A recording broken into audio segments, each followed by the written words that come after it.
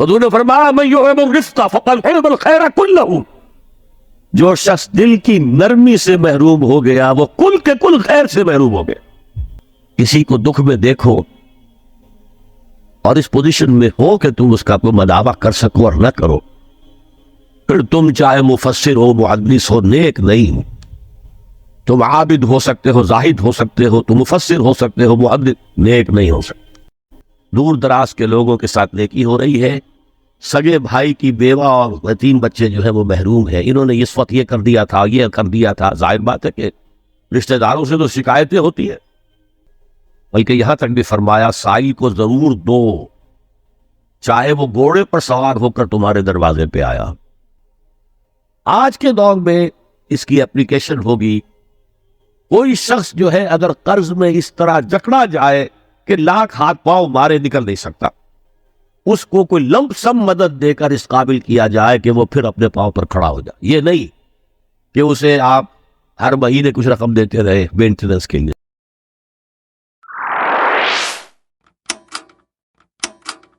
نماز کا معاملہ جو ہے وہ پہلے کیوں نہیں آیا؟ نماز کا بعد میں آ رہا ہے۔ آت المال اعطاہم بہ ذوی القربى والیتامى والمساکین وابن السبیل والسائلین وفی الرقاب، کتنا دور لے گئے۔ واقام الصلاۃ وآتى الزکاۃ، یہ ہے ترتیب کے اعتبار سے جو میں نے عرض کیا تھا۔ یہاں عنوان کیا ہے؟ یہاں نیکی کی حقیقت عنوان، اس کی روح ایمان ہے، اور اس کا ظاہر اس میں سب سے پہلے انسانی ہمدردی، اور اس ہمدردی کی بنا پر وہ مال جو بہت محبوب ہے خرچ کرنا، درد دل کے واسطے پیدا کیا انسان کو، ورنہ طاعت کے لیے کچھ کم نہ تھے کروبیاں۔ اگر یہ نہیں ہے تو کچھ نہیں۔ حضور نے فرمایا من یحب الرفق فقد حرم الخیر کلہ، جو شخص دل کی نرمی سے محروم ہو گیا وہ کل کے کل خیر سے محروم ہو گیا۔ کسی کو دکھ میں دیکھو اور اس پوزیشن میں ہو کہ تم اس کا کوئی مداوع کر سکو اور نہ کرو، پھر تم چاہے مفسر ہو، محدث ہو، نیک نہیں ہو۔ تم عابد ہو سکتے ہو، زاہد ہو سکتے ہو، تم مفسر ہو سکتے ہو، محدث، نیک نہیں ہو سکتے۔ من یحب الرفق، رفق کہتے ہیں نرمی، رفیق ہمارا ساتھی، دم ساز۔ ظاہر بات ہے آپ کو دکھ ہوگا، آپ کے رفیق جو ہے اس کے اپنے دل میں محسوس کرے گا آپ کے درد۔ ہمدرد کسے کہتے ہیں؟ ہمدرد جن کا درد مشترک ہے۔ ہم عصر ایک زمانے کے لوگ، ہم جماعت ایک جماعت میں پڑھنے والے، ہم درد خنجر چلے کسی پہ تڑپتے ہیں ہم امیر، سارے جہاں کا درد ہماری جگر میں۔ اگر یہ رفق نہیں ہے، اگر یہ ہمدردی نہیں ہے، اگر کسی کو دکھ میں دیکھ کر آپ تڑپ نہیں اٹھتے، اگر اس کی مدد کرنے پر قادر ہو اور نہیں کرتے، تو کل خیر سے محروم۔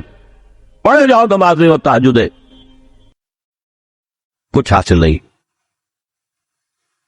اس پر جو آخری آیت قرآن کی ہے، لن تنالوا البر حتى تنفقوا مما تحبون، اس سے زیادہ کیٹیگوریکل سٹیٹمنٹ اور کیا چاہیے؟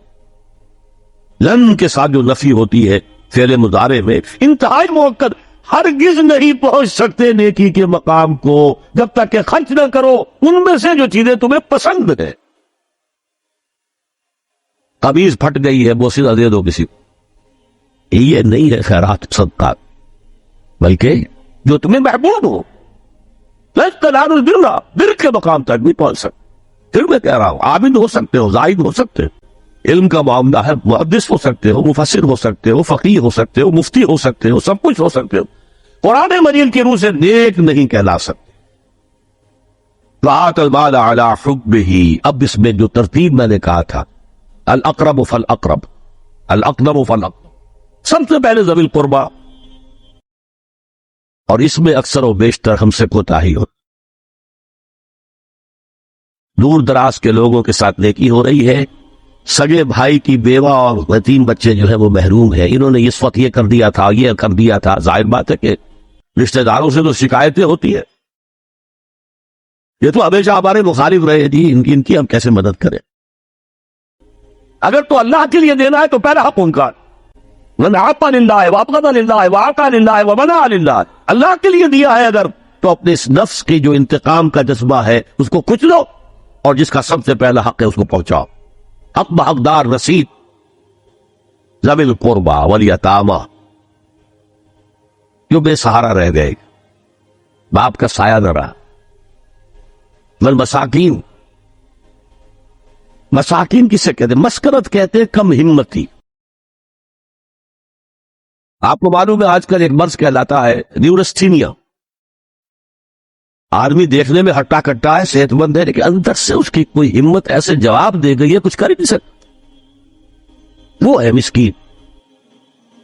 اسی لیے جو فرمایا گیا یہودیوں کے لیے ضربت علیہم الذلۃ والمسکرہ، ذلت کے معنی بھی کمزوری اور مسکرت کم ہمتی، ہمت ختم ہو گئی۔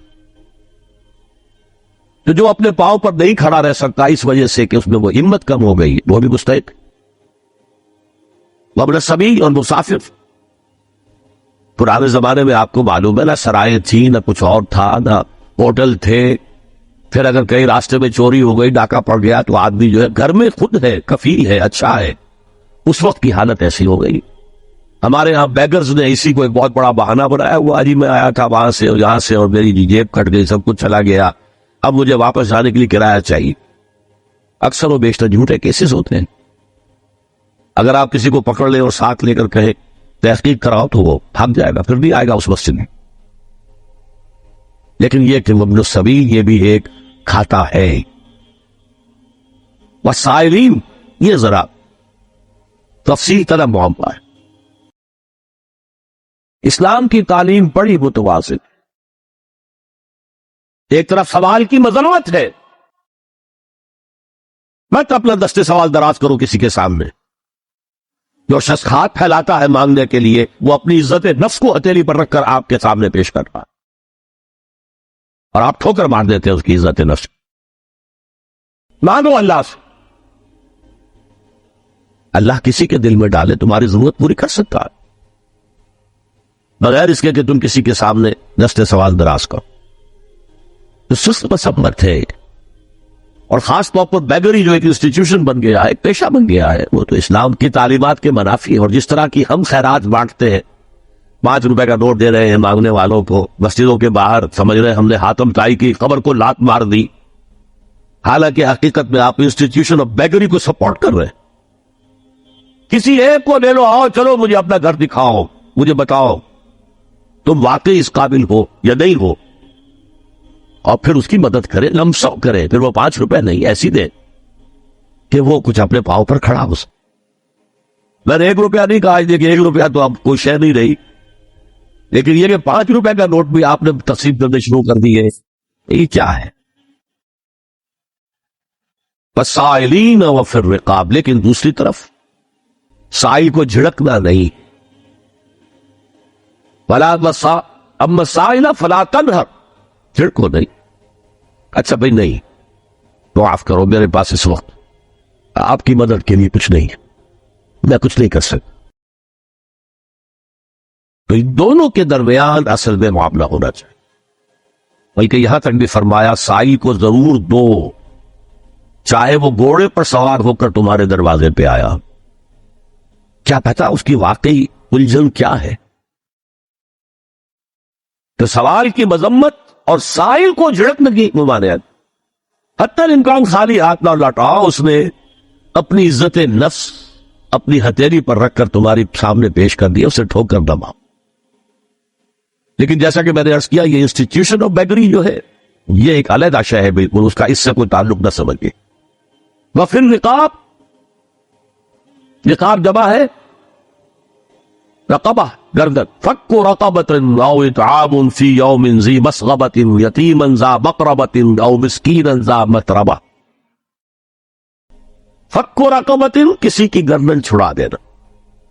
اس وقت سب سے بڑی اپلیکیشن اس کی تھی، غلاموں کو، کنیزوں کو اپنے پیسے سے خرید کر آزاد کر دینا، بہت بڑی نیکی، بہت بڑی نیکی۔ اور حضرت ابو بکر رضی اللہ تعالیٰ عنہ کے دفتر فضائل میں سب سے اونچا کام یہ کہ جن غلاموں کو، جن کنیزوں کو ستایا جا رہا تھا، their owners, their masters، ان کے آقا کو حق حاصل تھا، جو چاہے کرے ان کے ساتھ، قتل کرنے کوئی پوچھنے والا نہیں ہے۔ میں پہلے بھی عرض کر چکا ہوں، میری ملکیت ہے، جیسے میری بکری میری ملکیت ہے، میں نے اس کو ذبح کیا، گوشت کھا لیا، تم کون ہوتے ہو پوچھنے والے؟ میرا غلام تھا، میں نے قتل کر دیا، تو کون ہو پوچھنے والے؟ ان کو حضرت ابو بکر نے خرید کر آزاد کیا اور منہ مانگے دام دیے. حضرت بلال کے لیے امیہ ابن خلف نے اتنی بڑی رقم مانگی, حضرت ابو بکر نے کہا ٹھیک ہے لو. باپ نے کہا بھی ابو قحافہ نے, ابو بکر کو کوئی غلام خریدنا ہی تھا تو کوئی طاقتور آدمی جو کام آ سکے کہیں اس کو خریدنا چاہیے. مجھے کیا پتا ابو بکر کس لیے خرید رہا اور کس کے لیے خرید رہا. آج کے دور میں اس کی اپلیکیشن ہوگی. کوئی شخص جو ہے اگر قرض میں اس طرح جکڑا جائے کہ لاکھ ہاتھ پاؤں مارے نکل نہیں سکتا, اس کو کوئی لمپ سم مدد دے کر اس قابل کیا جائے کہ وہ پھر اپنے پاؤں پر کھڑا ہو جائے. یہ نہیں کہ اسے آپ ہر مہینے کچھ رقم دیتے رہے مینٹیننس کے لیے.